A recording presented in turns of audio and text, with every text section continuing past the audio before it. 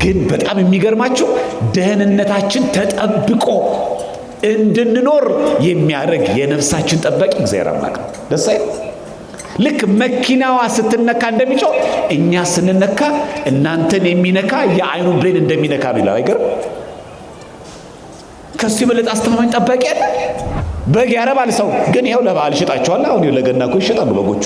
ወዷቸዋል የሚጠብቃቸው፣ ከሌባም የጠበቃቸው ከጅብም የጠበቃቸው ወዷቸዋል። በጎቹ ለመሸጥ ነው፣ ለመጠቀም። ቢበዛ ደግሞ አልፎ አርዶ ይበላቸዋል። ጌታችን ግን እኛን የሚጠብቀን አርዶ ሊበላን አይደለም፣ ሊሸጠንም አይደለም። እንኳን አርዶ ሊበላን ቀርቶ እንኩ ብሎ ስጋዬን ብሉ ደሜን ጠጡ አለ። ለዚህ አምላክ ምን ይከፈለዋል? ምስጋና እንጂ። ለዚህም ነው እውነተኛ የበጎች እረኛ እኔ ነኝ አለ። እኔ ነው የምጠብቃችሁ፣ አውሬ እንዳይበላችሁ። ማን? ሌባ አሉ፣ መናፍቃን አሉ፣ እንሰረቃለን። በሚዲያ እኮ የሚሰረቅ ሰው አለ። ስንት ዘመን ቤተክርስቲያን ቆይቶ ቲክቶክ ላይ ሰምቼ ዩቲዩብ ላይ ሰምቼ እኔ ግራ ገብቶኝ ብሎ ክር ይመጥስ እኮ አለ። ዛሬ እኮ ክር ይመጥስ በብዙ መንገድ ነው። ምን ላድርግ ታዲያ? ሀብታም ስለሆነ ብላ እኮ እሱን ተከትላ ክር ይመጥስ እኮ አለች። ክር እኮ የሚመጥስ ሰው እኮ አለ ዛሬ። የለም ይሄን የምታውቁት የለም? መሪጌታ ነበርኩኝ፣ ዲያቆን ነበርኩኝ፣ ስንት ዘመን ቄስ ነበርኩኝ ብለው ዛሬ ቤተክርስቲያን እኮ የሚሳደቡ ሰዎች አሉ። በበሩ ያልገቡ ሌቦች፣ ወንበዴዎች፣ በጎቹን የሚገድሉ፣ በኑፋቄ የሚገድሉ፣ በክህነት የሚገድሉ። እውነተኛ ደግሞ ካህናት አሉ፣ የሚያጠምቁ፣ የሚያቆርቡ። ከእውነተኛ ካህናት ጋር እንድንኖር እግዚአብሔር አምላክ ይፍቀድልን በእውነት።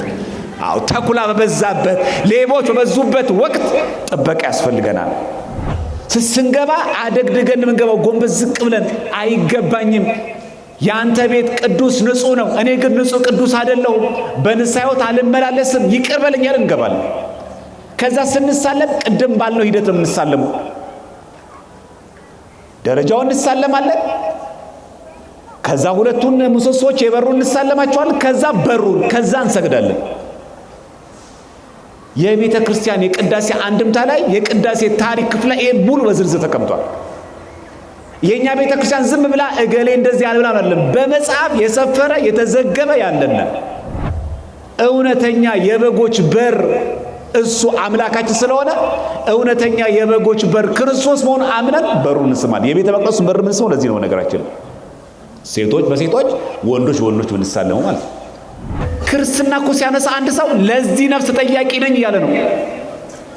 እችን ልጅ አስተምራታለሁ፣ የቤተክርስቲያን ሃይማኖትን አስተምራታለሁ፣ ቅዳሴ ይዣት ሄዳለሁ፣ ለጉባኤ ይዣት ሄዳለሁ ማለት እኮ ነው። ታውቃላችሁ? እኔ የክርስትና አባት ስሆን ይሄን ልጅ አስተምረዋለሁ፣ በምግባር በሃይማኖት በቤተ እግዚአብሔር እንዲያድግ አደርገዋለሁ፣ ከቅዳሴ እንዳይጎድል፣ ከሰዓታት እንዳይጎድል፣ እንዲሁም ከጉባኤ እንዳይጎድል አደርጋለሁ። የቤተ ክርስቲያን መዓዛ ሽታዋን ድምጿን እየሰማ እንዲያድግ አደርጋለሁ ማለት ነው።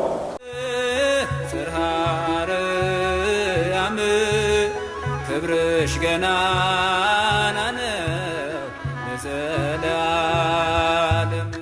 እግዚአብሔር ይመስገን ብለን ስሙ እንድናመሰግን የፈቀደልን የአባቶቻችን አምላክ እግዚአብሔር ስሙ ከአጽናፍ እስከ አጽናፍ የተመሰገነ ይሁን። መልካሙ እረኛ እኔ ነኝ። የዮሐንስ ወንጌል ምዕራፍ 10 ቁጥር 11 እንዲህ ብሎ ይጀምራል። የዮሐንስ ወንጌል ምዕራፍ 10 ቁጥር 1 ላይ ማለት ነው። እውነት እውነት እላችኋለሁ ይላል። አማን አማን እብለክሙ ይላል። እውነት እውነት እላችኋለሁ ወደ በጎች በረት በበሩ የማይገባ በሌላ መንገድ ግን የሚወጣ እርሱ ሌባ ወንበዴም ነው ይላል። ይህን የተናገረው መድኃኒታችን ኢየሱስ ክርስቶስ ነው። ስለ ቃሉ ስሙ የተመሰገነ ይሁን። ይህን የተናገረበት ምክንያት የዮሐንስ ወንጌል ምዕራፍ 10 የተናገረበት ምክንያት 3 መሰረታዊ ምክንያቶች ናቸው። አንደኛ በዚህ በዮሐንስ ወንጌል ምዕራፍ 9 ቁጥር 39 ላይ ኢየሱስም የማያዩ እንዲያዩ የሚያዩም እንዲታወሩ እኔ ወደዚህ ዓለም ለፍርድ መጣሁ ብሎ ነበርና የመጣው እኮ ለፍርድ ነው እንጂ ለምህረት አይደለም እንዳይሉ ለምህረት እንደመጣ ለማጠየቅ እውነተኛ የበጎች በር እኔ ነኝ አለ። አንደኛው ምክንያት ይሄ ነው። ሁለተኛው በዚህ በዮሐንስ ወንጌል ምዕራፍ 9 ቁጥር 29 ላይ እግዚአብሔር ሙሴ እንደተናገረው እኛው እናውቃለን፣ ይህ ሰው ግን ከወዴት እንደሆነ አናውቅም ብለው ነበርና አይሁድ እርሱ ከየት እንደመጣ ለማጠየቅ ይህን የዮሐንስ ወንጌል ምዕራፍ 10 ቁጥር 1 ላይ እውነተኛ የበጎች በር እሱ መሆኑን ይነግረናል። ሶስተኛ ኖላዊ ኄር አይደለም፣ ቸር እረኛ አይደለም ብለውት ነበርና ክርስቶስን ቸር እረኛ እንደሆነ ለማጠየቅ ጌታችን ይህንን ገጸ ንባብ እንድናውቅ እንድንረዳ አስተማረን። ምን ብሎ ጀመረ ማለት ነው? እውነት እውነት እላችኋለሁ ካለ በኋላ ወደ በጎች በረት በበሩ የማይገባ በሌላ መንገድ ግን የሚወጣ እርሱ ሌባ ወንበዴም ይላል። ልብ በሉ፣ ወደ በጎች ያለው አራት እግር ያላቸው እንስሳቶችን አይደለም። በጎች ያለው እኛ ምእመናንን ነው። እኛ የእግዚአብሔር በጎች ነን። እግዚአብሔር እረኛችን ነው፣ ጠባቂያችን ነው። ልብ በሉ፣ ጌታችን እረኛ የሆነው ለበጎቹ ነው፣ ለክርስቲያኖቹ ነው። ወደ በጎች ደግሞ በበሩ የማይገባ እሱ ሌባ ወንበዴ ነዋል። ያ ማለት የእረኛነት የኖላዊነት መስፈርቱን ነገረን ጌታችን። እረኛ ለመሆን ሊቃነ ጳጳሳት እረኛ ናቸው፣ አስተዳዳሪዎች እረኛ ናቸው፣ ካህናት እረኞች ናቸው። መስፈርቱ ምንድነው? የእውነተኛ አገልጋይ፣ የእውነተኛ ካህን፣ የእውነተኛ እረኛ መስፈርቱ ምንድነው? በበሩ የሚገባ።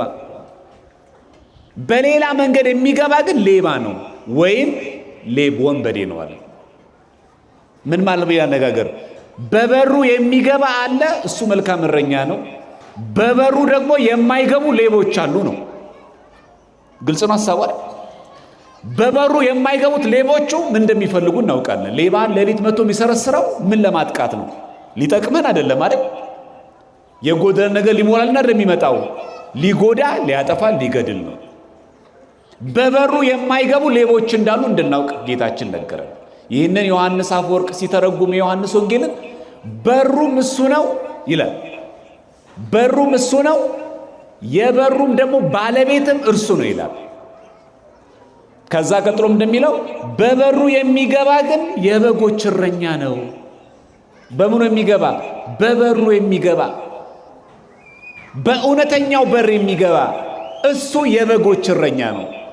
ስለዚህ የእውነተኛ ካህን የብፁዓን አባቶቻችን ኖላውያን ናቸው፣ እረኞቻችን ናቸው ብለን የተቀበልናቸው በበሩ እርሱ መሰረታት ቤተ ክርስቲያን በኩል ስለሚያስገቡ ነው። ካህን 3 ስልጣን አለው፣ ድርሻ አለው። ያስተምራል፣ ያጠምቃል፣ ያቆርባል። ይሄ የካህን ስልጣን ነው። ለምን? በበሩ የሚያስገቡ ናቸው፣ እረኛ ናቸው።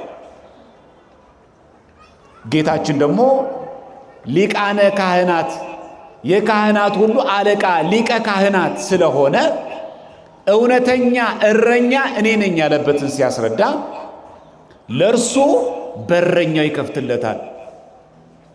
ልብ በሉ፣ እውነተኛ ቸር ጠባቂያችሁ እረኛችሁ እኔ ነኝ ያለና ጠባቂዎች ደግሞ አሉ፣ የበጉን በሮች የሚጠብቁ በጎች ደግሞ አሉ። በጎቹ ደግሞ ያሉበት ደግሞ ጎሮኖ አለ። ልክ የከብቶች በረት እንደምንለው የፍየሎችና የበጎች ደግሞ ማደሪያ ደግሞ ጎሮኖ ደግሞ አለ። ልብ በሉ ክርስቲያኖች፣ ይሄ ስርዓት በእኛ ቤተ ክርስቲያን በየዕለቱ ስንሳለም አለ። ከቤት ቁጭ ከመቅደስ ውጭ አጽር ስንሳለም ብለን ነው ቅጥሩ የምንሳለመው። የሰማይቷ የኢየሩሳሌም አምሳያ የሆንሽ ቅድስት ቤተ ክርስቲያን ሆይ በታቦተ እስጢፋኖስ ስም ሰላም እልሻለሁ፣ ሰላም ለኪ ብለን እንገባና ምንድን የምናደርገው? ከዛ በኋላ አደግድገን ነው የምንገባው አይደል? ከዛ ምንድን የምናደርገው? ይሄንን ደረጃውን መወጣጫው መጀመሪያ እንሳለማለን። የእመቤታችን ምሳሌ ነው። ከዛ በቀኝና በግራ ያሉት እነዚህ ሁለቱ ምሰሶች እንሳለማቸዋለን። የቅዱስ ሚካኤልና የቅዱስ ገብርኤል አንድም የዮሴፍና ኒቆዲሞስ ናቸው። ቅዳሴ አንድምታ ላይ የመጀመሪያው የቅዳሴ ታሪክ ላይ እናገኘዋለን። ከዛ ምን እንሳለማለን? በሩን። ምንድነው በሩ የምንሳለመው? እውነተኛ የበጎች በር እኔ ነኝ ያለውን አስበን ማለት አይታችኋል። እኛ ቤተክርስቲያን በአፏ ብቻ ሳይሆን ክርስቶስን የምትሰብከው በተግባርም ጭምር ነው። ከውጭ ገብተን ስንሳለም ሂደት አለው። በትምህርተ መስቀል ስናማትም እንዴት አድርገን እንደምንገባ ቤተክርስቲያን አቤቱ ከደጁ ተሳልመን ስንገባ እዚህ መቅደሱ በር ላይ እስከምንደርስ ድረስ ወደ ቤት ጣራ እገባ ዘንድ አይገባኝም፣ በምህረት ብዛት ወደ ቤት እገባለሁ እያለን እንዲህ እየተባለ እኮ አይገባ ቤተ መቅደስ ስለምንዳፈር እንጂ። እውነት ለመናገር እግዚአብሔር አምላክ አሁን ሁላችን ቢመለከተን እውነተኛ ክርስቲያኖች ነን? እንደ በደላችን እንደ ኃጢአታችን ቢሆን ኖሮ ቤተ መቅደስ ውስጥ ገብቶ ማገልገል የሚችል ቅዱስ እኛ ዘንድ አለ? የገባ ነው በማን ቸርነት ነው? በማን ቸርነት ነው? በእግዚአብሔር ቸርነት ነው። ስንገባ አደግድገን የምንገባው ጎንበስ ዝቅ ብለን አይገባኝም፣ ያንተ ቤት ቅዱስ ንጹህ ነው፣ እኔ ግን ንጹህ ቅዱስ አይደለሁም፣ በንስሐ ሕይወት አልመላለስም፣ ይቅር በለኝ ያልን እንገባለን። ከዛ ስንሳለም ቅድም ባልነው ሂደት ነው የምንሳለመው። ደረጃውን እንሳለማለን። ከዛ ሁለቱን ምሰሶች የበሩን እንሳለማቸዋለን። ከዛ በሩን፣ ከዛ እንሰግዳለን። የቤተ ክርስቲያን የቅዳሴ አንድምታ ላይ የቅዳሴ ታሪክ ክፍል ላይ ሙሉ በዝርዝር ተቀምጧል። የኛ ቤተ ክርስቲያን ዝም ብላ እገሌ እንደዚህ ያለ ብላ አይደለም፣ በመጽሐፍ የሰፈረ የተዘገበ ያለን እውነተኛ የበጎች በር እሱ አምላካችን ስለሆነ እውነተኛ የበጎች በር ክርስቶስ መሆኑን አምነን በሩን እንስማለን። የቤተ መቅደሱን በር ምን ስመው ለዚህ ነው ነገራችን። ሴቶች በሴቶች ወንዶች በወንዶች ምንሳለመው ማለት። ከዛ ወደ ቤተ መቅደስ ውስጥ እንገባለን። ሂደቱ ይህንን ይከተላል። የበሩ ደግሞ ምን አሉ? ጠባቆች። ተመልከቱ እዚህ ጋር ቃሉ እንደሚል ቁጥር 3 ላይ የዮሐንስ ወንጌል ምዕራፍ 3 ቁጥር 3 ላይ ለእርሱም በረኛው ይከፍትለታል ይላል። በረኛ የተባሉት አበነፍስ ናቸው፣ የንስሐ አባት። ለእውነተኛው በግ ለእውነተኛው እረኛ የነፍሳችን እረኛ ለሱ ይከፍታሉ። ማን? ጠባቂው። ለምን? በጎቹ እንዲጎበኝ። ይሄ ነው ቤተክርስቲያናችን ስርዓት። ከዚህ ቀጥሎ ምን ይለናል? በጎቹም ድምፁን ይሰሙታል፣ የራሱንም በጎች በየስማቸው ጠርቶ ይወስዳቸዋል። ለዚህ እኮ ነው ገብረ ሥላሴ፣ ወልደ ማርያም፣ ወለተ ማርያም እንባለው በየስማችን። አንድ ሰው ክርስትና ሲነሳ እንደምታውቁት ከምድር አንድ ከሰማይ አንድ ቅዱስ ይሰጠዋል። ልክ ለምሳሌ የንስሐ አባት አለው አይደል? አንድ ሰው የክርስትና አባት ደግሞ አለው። ያ ሕፃን ሲጠመቅ ያንን ልጅ ክርስትና እያስተማረ ነገር ሃይማኖት እያስተማረ የሚያሳድገው የክርስትና አባት አለው። ለወንድ ወንድ ነው፣ ለሴት ደግሞ ሴት አለች አይደል? የሚጠብቅ ነው እንጂ ዝም ብሎ የበዓል ቀንና የገና ቀን ወይ ደግሞ አዲስ ዓመት ሲመጣ ጫማና ልብስ እየገዛ የሚያታልል አይደለም። እኛ የክርስትና አባት እንደዛ ነው እያደረገ አይደለም። መጠቃቀም ያደረግ ነው፣ መዛመጃ ያደረግ ነው አይደለም። ክርስትና እኮ ሲያነሳ አንድ ሰው ለዚህ ነፍስ ተጠያቂ ነኝ እያለ ነው። እችን ልጅ አስተምራታለሁ፣ የቤተ ክርስቲያን ሃይማኖትን አስተምራታለሁ፣ ቅዳሴ ይዣት ሄዳለሁ፣ ለጉባኤ ይዣት ሄዳለሁ ማለት እኮ ነው። ታውቃላችሁ? እኔ የክርስትና አባት ስሆን ይሄን ልጅ አስተምረዋለሁ፣ በምግባር በሃይማኖት በቤተ እግዚአብሔር እንዲያድግ አደርገዋለሁ። ከቅዳሴ እንዳይጎድል፣ ከሰዓታት እንዳይጎድል፣ እንዲሁም ከጉባኤ እንዳይጎድል አደርጋለሁ። የቤተ ክርስቲያን መዓዛ ሽታዋን ድምጿን እየሰማ እንዲያድግ አደርጋለሁ ማለት። ከዛስ እኛ የክርስትና አባት ብንሆንም ግን የክርስትና ስም ደግሞ ይሰጠዋል። ምን ተብሎ? ወልደ ገብርኤል ይባላል። ምን ለማለት ነው? ገብርኤል ይጠብቀዋል። ቤተ ክርስቲያን ማለት ምን ማለት ነው? በሰማይ ያሉ ቅዱሳን ድል የነሱ ሰማዕታትና በምድር ያሉኛ ክርስቲያኖች ህብረት ማለት ነው። ጋዮች ግንኙነቱ እንዴት ነው የሚጣበቅ? ከክርስቶስ ከማየ ዮርዳኖስ ከአብራ ከመንፈስ ቅዱስ ይወልዳል ከሥላሴ የእግዚአብሔር ልጅ ይባላል። እዚህ የሚጠብቀው አለ። ካህናት ደግሞ አበነፍስ ሆነው ጠባቆች ናቸው። በዚህ ትምህርቱ ጌታችን ብዙ ትምህርት ነው ያስተማረን። በዚህ ኖላዊ በሚለው ማለት እውነተኛ ቸር ጠባቂያችን እርሱ። እንደውም ከጥበቃ ጋር በተያያዘ አንድ ነገር እናንሳ። ቤታችን ምን አለው? አቅም ያለው ግቢ ያለው ሰው ምን ያደርጋል? አጥር ያጥርና ከእንደገና አደገኛ አጥር፣ ከዛ ቀጠም እናደርጋለን ውሻ አይደል? ይሄ ሁሉ ምንድን ነው? ደህንነታችን እንዲጠበቅ አይደል? መኪናችን እንዳይሰረቅ ሎክ እናደርጋታለን። ሰው ሲነካት እንድትጮህ፣ ይሄ ሁሉ ስጋት አይደል? ግን በጣም የሚገርማችሁ ደህንነታችን ተጠብቆ እንድንኖር የሚያደርግ የነፍሳችን ጠባቂ እግዚአብሔር አምላክ ነው። ደስ አይል? ልክ መኪናዋ ስትነካ እንደሚጮህ እኛ ስንነካ እናንተን የሚነካ የዓይኑ ብሌን እንደሚነካ ነው ይላል። አይገርም? ከሱ የበለጠ አስተማማኝ ጠባቂ ያለ? አይዟችሁ ተብለን አሁን በጸጥታ አካል ብንጠበቅ እንዴት ነው ኩራት የሚሰማን? አይ ዛሬ እግዚአብሔር ይመስገን ጠባቂዎች አሉ፣ ዘን ብለን ተኛ፣ በሩን ክፍት አድርገው ይባላል። እሱ ሲጠብቅ የላይኛው ሲጠብቅስ የሚገርመው በጎቹ ሲጠብቅ በአስተማማኝ ሁኔታ ሌባ እንዳይሰርቀን። እኛ እኮ በግ ምን ጠብቀው ለጥቅማችን ነው ታውቃላችሁ። አንድ ገበሬ እኮ በጎችን ቢጠብቅ ወይ አርዶ ሊበላ ነው አሊያም ደግሞ ሊሸጣቸው ነው። በግ ያረባል ሰው ግን ይኸው ለበዓል ይሸጣቸዋል። አሁን ለገና እኮ ይሸጣሉ በጎቹ። ወዷቸዋል የሚጠብቃቸው፣ ከሌባም የጠበቃቸው ከጅብም የጠበቃቸው ወዷቸዋል። በጎቹ ለመሸጥ ነው ለመጠቀም። ቢበዛ ደግሞ አልፎ አርዶ ይበላቸዋል። ጌታችን ግን እኛን የሚጠብቀን አርዶ ሊበላን አይደለም፣ ሊሸጠንም አይደለም። እንኳን አርዶ ሊበላን ቀርቶ እንኩ ብሎ ስጋዬን ብሉ ደሜን ጠጡ አለ። ለዚህ አምላክ ምን ይከፈለዋል? ምስጋና እንጂ።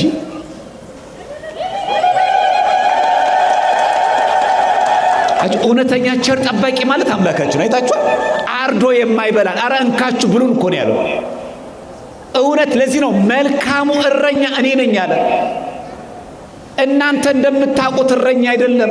አዎ ሰው እኮ በግ ይጠብቃል፣ በግ ያረባል፣ ከአውሬ ይጠብቀዋል፣ ሌባ እንዳይሰርቀው ይጠብቃል። ግን ለጥቅሙ ነው። እኛ እግዚአብሔር አምላክ የሚጠብቀን ለምኑ ነው? እኛውን ሳላመሰገነው ምን ይጎልበታል? ባንመጣ ምስጋና አይጓደልበት። እኛ ባንፈጠር ከአምልኮቱ አይወርድ፣ ከመመለክ ዝቅ አይል፣ ምስጋናው አይቋረጥበት። ምን ይጎልበታል? ለጥቅማችን ግን ይጠብቀናል። ለኛው ጥቅም ያውም ደግሞ በአስተማማኝ ጥበቃ። ለዚህም ነው እውነተኛ የበጎች እረኛ እኔ ነኝ አለ። እኔ ነው የምጠብቃችሁ፣ አውሬ እንዳይበላችሁ። ማን? ሌባ አሉ፣ መናፍቃን አሉ፣ እንሰረቃለን። በሚዲያ እኮ የሚሰረቅ ሰው አለ። ስንት ዘመን ቤተክርስቲያን ቆይቶ ቲክቶክ ላይ ሰምቼ ዩቲዩብ ላይ ሰምቼ እኔ ግራ ገብቶኝ ብሎ ክር ይመጥሰው እኮ አለ። ዛሬ እኮ ክር ይመጥሰው በብዙ መንገድ ነው። ምን ላድርግ ታዲያ? ሀብታም ስለሆነ ብላ እኮ እሱን ተከትላ ክር ይመጥስኳለች። ክር እኮ ይመጥሰው እኮ አለ። ዛሬ የለም ይሄን የምታውቁት የለም። መሪጌታ ነበርኩኝ፣ ዲያቆን ነበርኩኝ፣ ስንት ዘመን ቄስ ነበርኩኝ ብለው ዛሬ ቤተክርስቲያን እኮ የሚሳደቡ ሰዎች አሉ። በበሩ ያልገቡ ሌቦች፣ ወንበዴዎች፣ በጎቹን የሚገድሉ፣ በኑፋቄ የሚገድሉ፣ በክህነት የሚገድሉ። እውነተኛ ደግሞ ካህናት አሉ፣ የሚያጠምቁ የሚያቆርቡ። ከእውነተኛ ካህናት ጋር እንድንኖር እግዚአብሔር አምላክ ይፍቀድልን በእውነት። አው ተኩላ በበዛበት ሌቦች በበዙበት ወቅት ጥበቃ ያስፈልገናል። ከዚህ ቀጥሎ ምን የሚለናል? በበሩ የሚገባ ግን የበጎች እረኛ ነው ካለ በኋላ እንደሚል ቃል እናገኛለን። እውነት እውነት እላችኋለሁ እኔ የበጎች በር ነኝ። ልበሉ፣ በር ነኝ ካለ በኋላ በሩ ላይ ያለው ጌታ ምን እንደሚሰራ ራሱ መጽሐፍ ቅዱስ ሲናገር እንደዚህ ይላል። በእኔ የሚገባ ቢኖር ይድናል፣ ይገባል፣ ይወጣል፣ መሰማሪያም ያገኛል። በደንብ ስሙ። በሩ እኔ ነኝ አለ። በሩ ላይ ምን አሉ? ጠባቆቹ። ጠባቂው ምን ያደርግለታል? ልክ እውነተኛው እረኛ መድኃኒዓለም ክርስቶስ ሲመጣ በሩን ይከፍትለታል። ይገባል። እኔ በሩኝ ካለ በኋላ በእኔ የሚያምን ቢኖር ይድናል ካለ በኋላ በእኔ የሚያምን ብቻ አይልም። በደንብ ስሙመናል። እምነት ያድናል፣ እውነት ነው። እምነት ብቻ ግን ያድናል የሚል ትምህርት ግን የለንም እኛ። ለዛም ነው የዮሐንስ ወንጌል ምዕራፍ 10 ቁጥር 9 ላይ በሩ እኔ ነኝ ካለ በኋላ በእኔ የሚገባ ቢኖር፣ መግቢያው ምንድነው? በሩ ጥምቀት፣ ቅዱስ ቁርባን፣ ቅዱስ ሜሮን። አንድ ሰው በቤተ ክርስቲያን ለመባል በ40 በ80 ቀናችን ስንጠመቅ ሶስቱ ሚስጥራት በአንድ ቀን ይፈጸማል። በሩ ነው። ምን አለ? ሚስጥረ ጥምቀት፣ ከዛስ ሚስጥረ ሜሮን፣ ከዛስ ሚስጥረ ቁርባን። በአንድ ቀን አንድ ክርስቲያን ይሄ መፈጸም አለበት። ልክ በእኛ ቤተ ክርስቲያን አሁን ለምሳሌ አዲስ ህንጻ ቤተ ክርስቲያን ሲሰራ ምን እንደሚደረገው ሜሮን ይቀባል ቅዳሴ ቀደስ የለ ልክ ለዛ ሕፃን ቅዳሴ ቤቱ ነው እንደማለት ነው። በሩ እኔ ነኝ አለ። ከዛስ ይገባል። በምን? በጥምቀት በቁርባን ይገባል። ከዛስ ይወጣል። ለምን? ለምግባር ትሩፋት ሊሰራ መሰማሪያ ያገኛል። ምን ያገኘዋል? እሳት፣ ሰይፍ፣ ስለት ይገጥመዋል። በሰማዕትነት ሰሪ መስክሮ ያርፋል። ልብ በሉ። በሩ እኔ ነኝ ካለ በኋላ ይገባል ካለ በኋላ ይወጣል የሚል ቃል አለ። ከዛስ መሰማሪያ ያገኛል። ይገባል። በምን? በሃይማኖት። በሩ ሃይማኖት ነው። ያቺ ክርስቶስ ራሱ የገለጣት ለቅዱሳን አንድ ጊዜ ፈጽማ የተሰጠች ሃይማኖት በር ናት። በሩ እሱ ነው። ጠባቆቹ ምን ያደርጋሉ? የበጉን የእረኛቸውን የክርስቶስ ሲያሙ ግባ ይሉታል። ለዚህ እኮ ነው ካህናት ሁሌ የሚናገሩት። ካህኑ ሲናዝ ሰምታችኋል? በኋላ ምን ሰማዋለን? ሲያሳርጉ ጌታችን አምላካችን መድኃኒታችን ኢየሱስ ክርስቶስ የካህናት አለቃ እንደሚለው ካህኑ ኃጢአትን የሚያስተሰሪ ለአባቶቻችን ለሐዋርያት ስልጣነ ክህነትን የሰጠ ይላል። አችሁ ጌታችን አምላካችን መድኃኒታችን ክርስቶስ የካህናት አለቃ። ይሄን የሚለው ካህኑ ነው። የካህናት አለቃ ነው። እሱ የካህናት አለቃ ሆነው እነሱ ካህናት ሆኑ። ካህናት በሌሉበት የካህን አለቃ የለማ። ሊቀ ዲያቆን ምንለው እኮ ዲያቆናት ስላሉ ነው። ጠቅላይ ሚኒስተር የሚባለው እኮ ከስር ምን አይነት ሚኒስተሮች ስላሉ ነው። ሊቀ ዲያቆን ያልነው እኮ ዲያቆናት ከስር ስላሉ ነው። ሊቀ ካህናት ይላል። ሊቀ ካህናት ለሚለው ሊቀ ካህናት አንድም ቦታ መጽሐፍ ቅዱስ ሊቀ ካህን የሚል የለም። ሊቀ ካህናት ነው የሚለው። የካህናት ሁሉ አለቃ ነው።